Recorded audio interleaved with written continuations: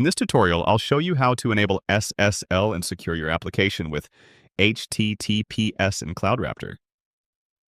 SSL certificates ensure that your website is encrypted and secure for users, and CloudRaptor makes this process simple with automatic SSL management.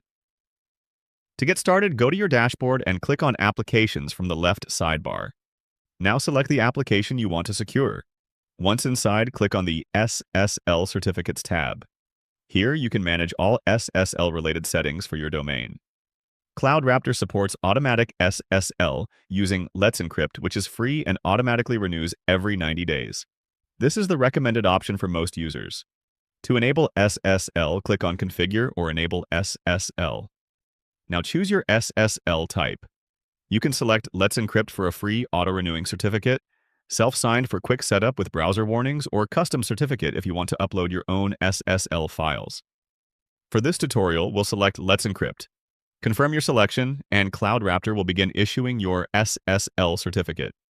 Once completed, you'll be able to see the certificate details, including the issuer, expiry date, and the domains it covers. Your site will now be accessible securely using HTTPS. CloudRaptor also handles automatic renewal, so you don't need to worry about certificates expiring.